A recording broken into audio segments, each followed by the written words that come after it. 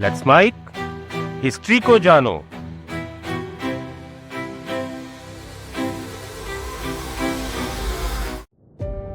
भारत के इतिहास में जब ताकतवर महिलाओं के बारे में बात होती है तब रजिया सुल्तान, चांद बीबी, महारानी लक्ष्मीबाई या फिर बेगम हजरत महल जैसी ताकतवर महिलाओं का नाम सामने आता है। ये महिलाएं मध्यकाल की नारीवादी शक्तियों की मिसाल हैं।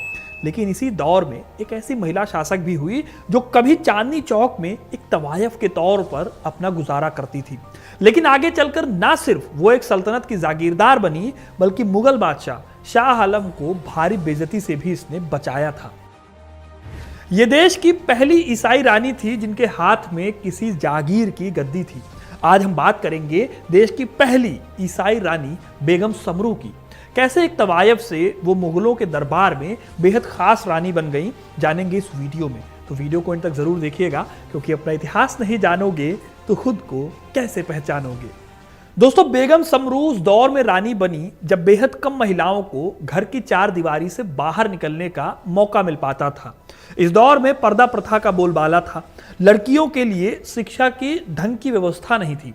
खुद बेगम समरू कौन थी, कहां से आई थी, इसके बारे में भी लोगों को कम ही पता था। लोगों को बस ये जानकारी थी कि वो किसी मुगल की नाजायज औलाद थी या फिर उसके कोठे के मालिक ने उसे सड़क से उठाया था। लेकिन 18वीं सदी ऐसी थी जिसमें बेगम समरू एक रानी के तौर पर उभरी और उसके लिए कई वजहें शामिल थी। दरअसल मुगल बादशाह औरंगजेब की मौत के बाद धीरे धीरे मुगल बादशाहत जो पूरे देश में फैली हुई थी वो सिकुड़ने लगी थी। आलम यह था कि साल 1739 में जब ईरान के शासक नादिर शाह ने भारत पर आक्रमण किया तब मुगल साम्राज्य हिल गया था। हालात इतने खराब हो गए थे कि उस वक्त के बादशाह शाह आलम द्वितीय का राज केवल दिल्ली के पालम तक लिमिटेड रह गया। यह वो दौर था जब देश में कई ऐसी ताकतें खड़ी हो गई जो मुगलों के हिस्सों को तोड़कर आजाद हुई थी, जैसे कि मराठे, बंगाल के नवाब, सिख, जाट और दूसरी भी कई अलग अलग ताकतें। इन सभी को दिल्ली की गद्दी चाहिए थी और उथल पुथल भरे इस टाइम पर शुरू होती है बेगम समरू या फरजाना की कहानी। बात है साल 1767 की, जब फरजाना दिल्ली के चावड़ी बाजार की एक मशहूर तवायफ हुआ करती थी। कहा जाता है कि समरू का बचपन कश्मीर की वादियों में बीता था, लेकिन पिता की मृत्यु के बाद उसकी मां उसे दिल्ली ले आई।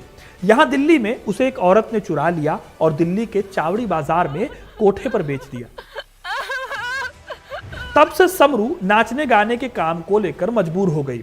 समरू यानी फरजाना जिस वक्त ये सब कर रही थी, उस वक्त उसके कोठे पर कई अलग अलग सैनिक मनोरंजन के लिए आते थे। इन्हीं में से एक सिपाही था Walter Reinhold Sombre. Sombre Austria से आया था और फ्रेंच सेना में काम करता था। कहते हैं कि सोम्ब्रे मूल रूप से एक बढ़ई था। साल 1760 में सोम्ब्रे ने बंगाल के नवाब मीर कासिम को अपनी सेवाएं देने की पेशकश की, जो उस समय ब्रिटिशर्स से जूझ रहे थे। सोम्ब्रे ने यह ऑफर इसलिए दिया ताकि उन्हें पटना पर दोबारा कब्जा करने के जो प्रयास थे उनमें मदद मिल सके। सोम्ब्रे के सैनिकों ने लगभग 150 अंग्रेजों का नरसंहार किया, जिसके बाद उन्हें पटना का कसाई कहा जाने लगा। इसके तुरंत बाद अंग्रेजों के बदले से बचने के लिए वो भागकर अवध में चला गया, जहां पर उसने एक भाड़े के सैनिक के रूप में अपना करियर फिर से स्टार्ट कर लिया। इसी बीच एक दिन जब वो चांदनी चौक में फरजाना के कोठे पर पहुंचा तो फरजाना को देखते ही पहली नजर में उसे अपना दिल दे बैठा। वॉल्टर ने फरजाना के सामने शादी का प्रस्ताव रखा। फरजाना ने वॉल्टर का प्रस्ताव एक्सेप्ट कर लिया और चांदनी चौक छोड़कर वो वॉल्टर के साथ चली गई। फरजाना की लाइफ यहीं से बदलने वाली थी, क्योंकि वो तवायफ वाली अपनी जिंदगी को पीछे छोड़ आई। यही फरजाना आगे चलकर समरू बनती है। फिर दोनों लखनऊ, आगरा, भरतपुर होते हुए सरधना यानी आज के मेरठ पहुंच गए। फरजाना यानी समरू को वॉल्टर का साथ पसंद आया, इसलिए वॉल्टर जहां जहां जाया करता वो उसके साथ जाया करती। इसके साथ ही वो लड़ाइयों में भी हिस्सा लेने लगी। वॉल्टर एक एम्बिशियस इंसान था। वो अलग अलग जागीरदारों की तरफ से लड़ाइयां लड़ा करता था। इसी दौरान मुगल बादशाह शाह आलम के कहने पर वॉल्टर ने सहारनपुर की जाबिता खान को शिकस्त दी। इस बात से खुश होकर शाह आलम ने एक बड़ी जागीर वॉल्टर को भेंट दे दी। इसके बाद से वो और फरजाना यानी बेगम समरू वहीं पर बस गए। साल 1778 में फरजाना के जीवन में एक नया मोड़ आता है जब वॉल्टर की अचानक मृत्यु हो जाती है। वॉल्टर की मृत्यु के बाद फरजाना को शाह आलम और उनके 4000 सैनिकों की सहमति से सरधना का जागीरदार बना दिया गया। इसके बाद से ही फरजाना का नाम बेगम समरू हो गया और वो इसी नाम से प्रसिद्ध हो गई। अब सरधना एक बेगम के हाथों चल रही थी, एक ऐसी औरत के हाथों जिनमें दोनों खूबियां थीं। वो लड़ने में निडर थी और बर्ताव में काफी ऊंचे दर्जे की। बेगम अपने लोगों के प्रति रहमदिल और दुश्मनों के लिए किसी चैलेंज से कम नहीं थी। उनकी सफलता से घबराकर लोग कहने लगे कि वो जादू टोना करना जानती है। इसके बाद शुरू होता है फरजाना यानी बेगम समरू का एक अकल्पित इतिहास। फरजाना को सरधना की जागीर का कंट्रोल दे दिया गया। 3 साल बाद यानी साल 1781 में बेगम समरू ने तय किया कि वो अपना धर्म परिवर्तन करेंगी। उसने आगरा के रोमन कैथोलिक चर्च में ईसाई धर्म को एक्सेप्ट किया। इसके बाद से वो अब जोहाना नोबिलिस के नाम से जाने जाने लगी।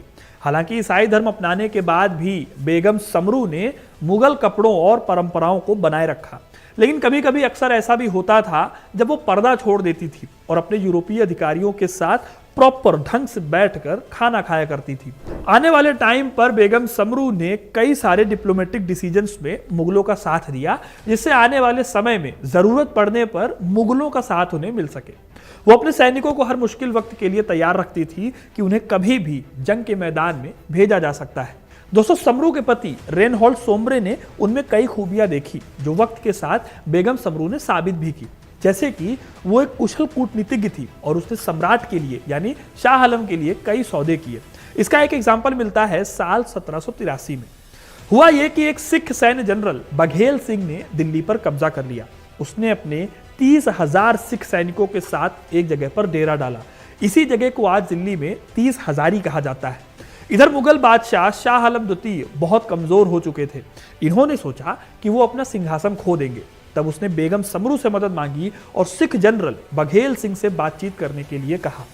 इसके बाद बेगम समरू ने बहुत ही ज्यादा डिप्लोमेटिक तरीके से बातचीत की और मामले को दिल्ली में 8 गुरुद्वारों को बनवाने के अधिकार देने के साथ खत्म कर दिया। हालांकि दोस्तों, बेगम अपनी विवेकशीलता और दूरदर्शिता और डिप्लोमेसी के लिए जानी जाती थी, लेकिन एक बार ऐसा भी हुआ जब उन्होंने अपने दिल की बात को दिमाग पर हावी होने दिया और अपने किए गए कामों के लिए भारी कीमत भी चुकाई। दरअसल नाटकीयता और रोमांच से भरपूर यह कहानी शुरू होती है जब एक Irish dock worker George Thomas, जो भारतीय भाड़े का सिपाही था, साल 1787 में बेगम समरू के पति की मौत के बाद उसकी सेना में शामिल हुआ। वो एक साहसी योद्धा था और उसकी सेना का मुखिया भी था। कई लोगों के हिसाब से ये उसका प्रेमी भी था। उसे जहाजी साहिब के नाम से जाना जाता था। बेगम और थॉमस ने साथ मिलकर कई युद्ध लड़े और जीते, लेकिन आगे चलकर चीजें बदल गई। एक तेज तर्रार और साहसी फ्रांसीसी ऑर्मंड ले बसोल्ट 1790 में बेगम की सेना में शामिल हुआ। 40 साल की बेगम उसके प्यार में पागल हो गई, जैसा कि कहानी में कहा जाता है। बेगम ने चोरी चुपके ले बसोल्ट से शादी कर ली। थॉमस को यह अच्छा नहीं लगा। इधर बेगम के सौतेले बेटे जफर याब खान ने बेगम के वफादार सैनिकों को भड़काने और अलग थलग करते हुए उनको अपने साथ मिलाने की कोशिश की। इन सभी बातों से परेशान बेगम ले बसोल्ट के साथ भाग गई। बेगम के सैनिकों ने उनका पीछा किया। इधर बेगम ने आत्महत्या करने की सोच ली थी। वो जैसे ही सैनिकों के हाथों पकड़ी गई, उन्होंने अपनी पालकी में खुद को ही चाकू मार दिया। रोमियो और जूलियट की कहानी जिस तरह से है, उसी तरह से एक सीन क्रिएट होता है जहां पर खून से लथपथ कपड़ों को देखकर ले बसोल्ट ने खुद को गोली मार ली।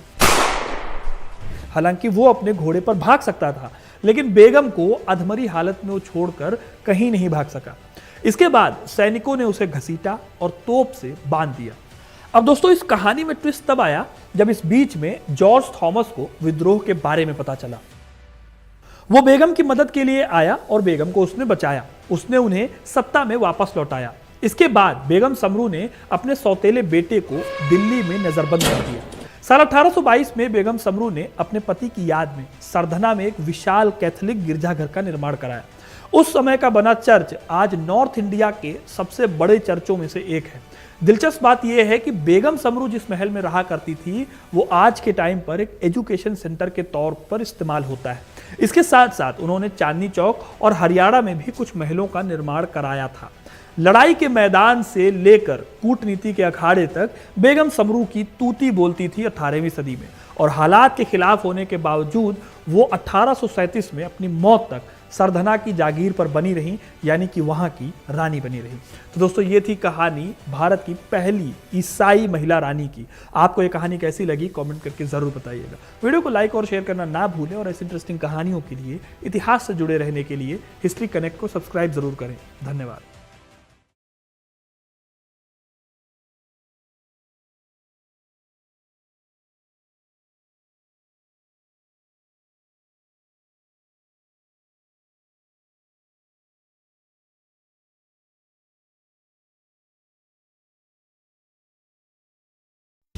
आप सुन रहे थे let's mike more than radio. Follow कीजिए हमें हमारे सोशल मीडिया प्लेटफॉर्म्स पर। It's time for news. It's time for more than radio. Presenting the first radio news app, Let's Mic. Let's Mic, a news-based app on your phone where you get to watch and listen news, talk shows, interviews, radio show podcasts. On Let's Mic, you get all relevant information of TV, print, radio, podcast, and digital. Let's Mic talks about every segment of life.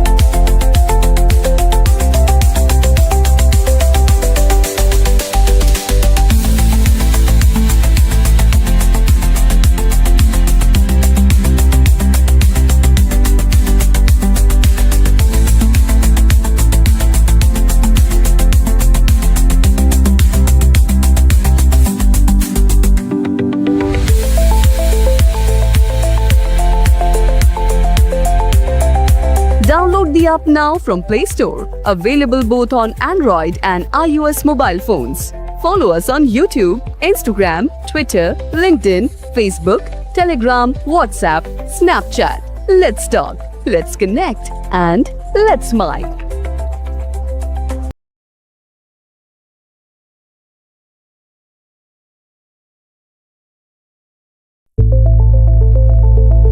It's time for news.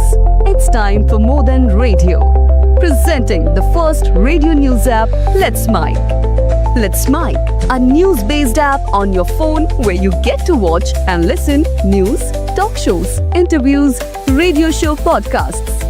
On Let's Mic, you get all relevant information of TV, print, radio, podcast, and digital.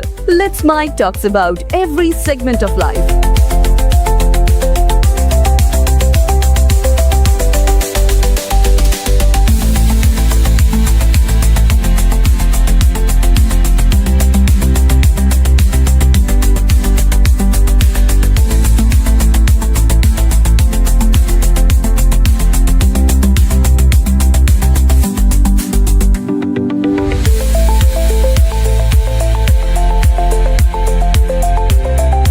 Download the app now from Play Store. Available both on Android and iOS mobile phones.